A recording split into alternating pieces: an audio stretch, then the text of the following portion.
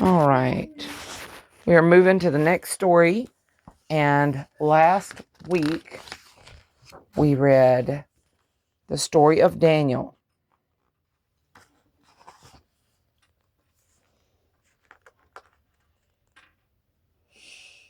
Do y'all remember the three boys, the three young boys' names? Shadrach. Very good. Tonight we're reading Belshazzar's Feast. Logan, come get in the bed, buddy. Yes, ma'am. Daniel lived on in Babylon, and later King Nebuchadnezzar died, and his son Belshazzar became king. One day, King Belshazzar gave a great feast for 1,000 of his lords. To show off his riches, he ordered his servants to bring him the gold and silver cups that his father had stolen from the temple in Jerusalem.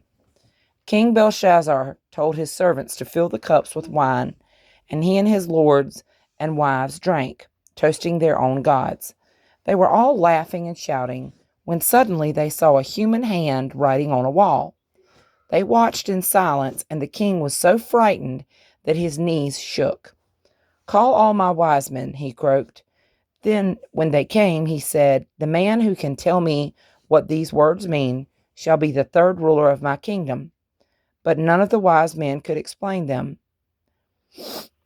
Then the queen remembered that Daniel had told the king what his dream meant. Daniel was summoned to the king. "Tell me what this means, and I'll make you rich and powerful," said the king.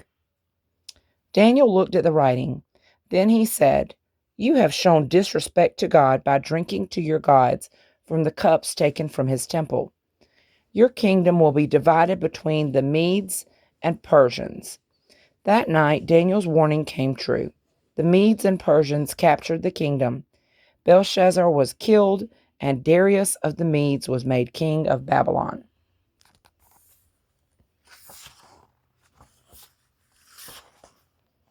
And we'll do Daniel and the lions. Daniel was growing old, but King Darius thought Daniel was so wise that he appointed him to be one of the three rulers of Babylon. They ruled the kingdom under the king. Daniel served the king loyally, but he prayed to God.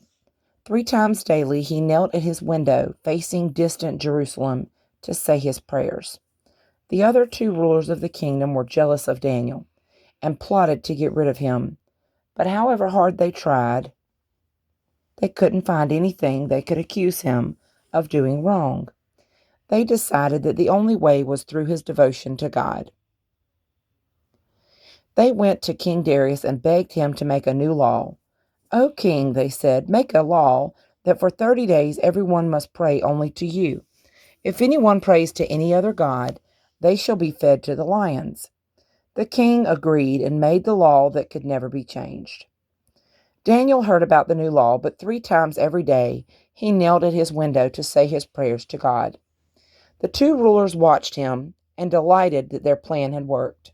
They rushed to tell the king. King Darius was angry and upset.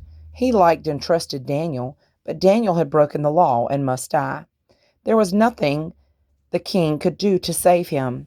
He ordered Daniel to be put into the lion pit. As Daniel walked down into it, a huge stone was pushed across the entrance to close it. King Darius said, "May the God you trust in save you." And there's Daniel in the lion's den.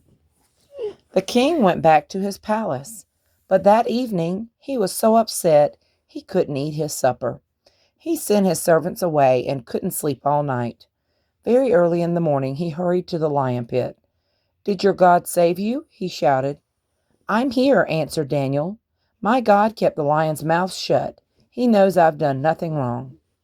The king was delighted that Daniel was alive and unharmed.